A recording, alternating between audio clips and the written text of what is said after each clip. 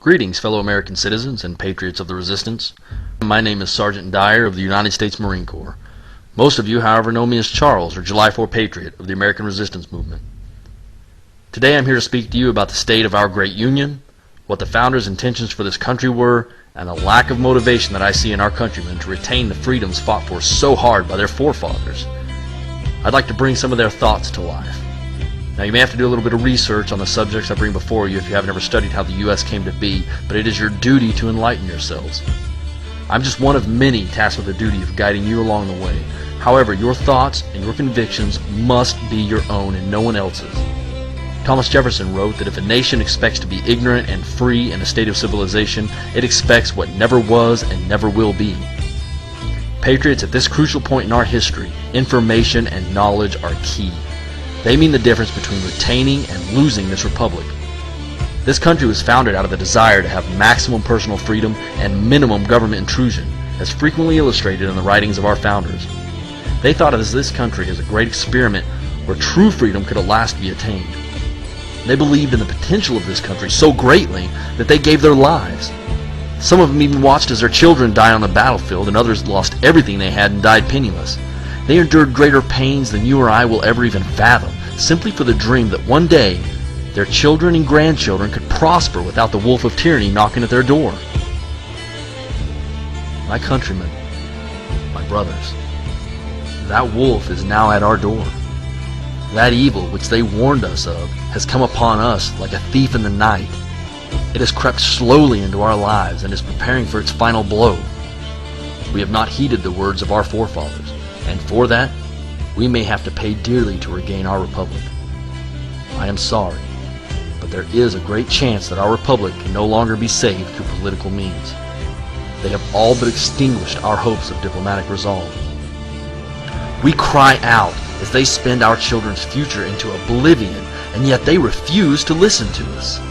We protest as they vote on laws to force us to conform to their health care, and they refuse to listen. We show them in plain daylight that they are overstepping their clearly mandated bounds as set forth by the Constitution, and yet they still refuse to listen.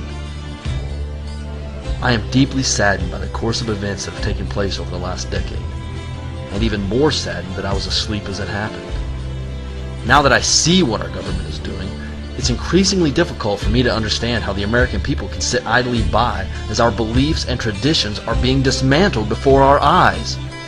We were once a country of rebellious freethinkers and fiery-spirited innovators. Have we now become a country of cowardice and conformity? The government passed an $800 billion stimulus bill, which robs from the pockets of every man, woman, and unborn child, without ever even reading this bill. And you stand by doing nothing. They bail out businesses and banks that have failed due to their own mismanagement, greed, and government meddling, and your hard-earned money is what they use, and you sit there silently. Your government dishes out $300 billion to illegal aliens for welfare, all the while refusing to patrol our borders, and you half-heartedly complain about it. They take our Constitution, which our founders fought, bled, and died for, and they shred it as if it means nothing.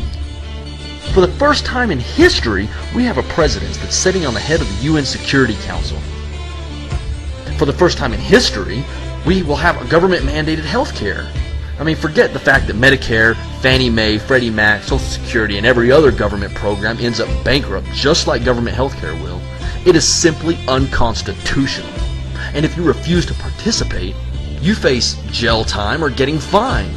Where in the Constitution does it give the government the right to mandate your health care? That is left up to the states and the people as per the 10th Amendment, and yet all you do is hold picket signs in front of Congress and walk away with your tail between your legs when they shove it down your throat. Is this what America's become? James Madison, the father of the Constitution, said the ultimate authority resides in the people, and that if the federal government ever got too powerful and overstepped its authority, then the people would develop plans of resistance and resort to arms. 234 years ago, they knew this could happen, and they spoke openly about it so that it wouldn't. But now the mainstream media portrays you as some crazy redneck racist if you echo the thoughts of the very men that created this great nation. Only when the corrupt officials feel your grasp at their throats will listen to your pleas. We are the last bastion of hope for freedom in the world. If we fail, the world fails. Do you not understand the implications of allowing our government to turn this country into a nanny welfare state? The founders warned us against the welfare state, where the government takes care of everyone from the time they're born until the day they die. They warned against confiscatory taxation and spending what we don't have. Jefferson even believed it was immoral for one generation to pass on debts to the next. As I've said before, this is not some game that you get a second chance at if you fail. If you fail to stand up and fight for freedom, then it will be lost forever. Liberty taken by force can be retaken by force, but if it is given away willingly, it can never be regained. The federal government has already taken too much, and there's no sign of it stopping. They have no grounds to legally take away our rights and violate the Constitution as they do. Our Constitution was based on Cicero's natural law that states that our rights are given to us by a divine power, and no one can take those rights away. And whether you believe in a maker or not, it doesn't matter. It's an undeniable fact that our country was founded on this, by both Christians and pagans alike. They have crossed the line time and time again with regards to our civil liberties and the rights bestowed upon us by the Creator. And it is your right to draw the final line. Thomas Paine said the rights of men in society are neither divisible, nor transferable, nor annihilable, but are descendable only. And it is not in the power of any generation to intercept finally and cut off the descent. If the present generation or any other are disposed to being slaves, it does not lessen the right of the succeeding generation to be free. Wrongs cannot have legal descent. It is our right as free men to cast off the chains which this country places upon us, and when all legal means have been exhausted, we have the right to use force. The very essence of being an American is deeply rooted in rebellion. Now, if the words that I speak sound treasonous to you, then perhaps you need to take a step back and take another look at this country and the ideas that served as its foundation. Perhaps you need to study your history a little more and stop listening to mainstream media. Chief Justice William Douglas, the longest-serving Supreme Court justice in this nation's history, stated that the right to revolt has sources deep in our history.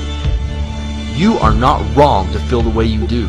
You're not a bad person to feel anger toward the corrupt officials that enslave you through illegal taxation and unconstitutional legislation.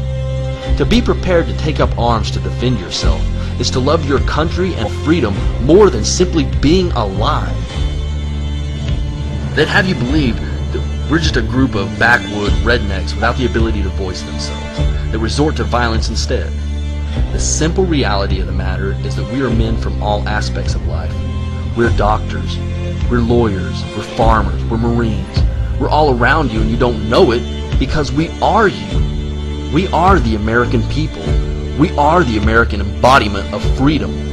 We love. We laugh. We care for one another and value freedom of all man regardless of race, above our own well-being. And we realize that taking up arms against tyranny, as Thomas Jefferson put it, is obedience to God.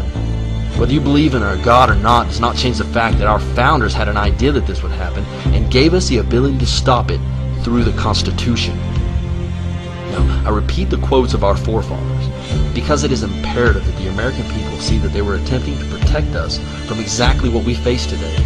All of these quotes have the ring of truth more today than ever. And those of us who are prepared to take up arms in the defense of our brothers and our liberties are completely within our rights as Americans to do so, as free men to do so.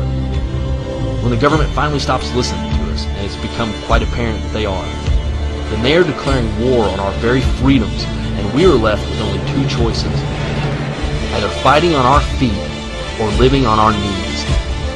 I ask you today to cast off the stigma placed on you by the media, to cast off the chains placed on you by the corrupt officials. We must draw a line in the sand and stop moving it backward, or we'll find ourselves backed into a corner with no way to fight out. If you wait until gun confiscation before you act, you're going to find yourself waking up one morning with a rifle in your hand and no liberties. We must say this far and no farther. We will not allow our sovereignty and freedoms to be taken from us, no matter the perils that we face. That we are Americans and we will fight. Stand with us and join the resistance. Stand with us and fight for the freedom of your posterity. Let them not look back at us and see a generation of cowards, but a generation of free men.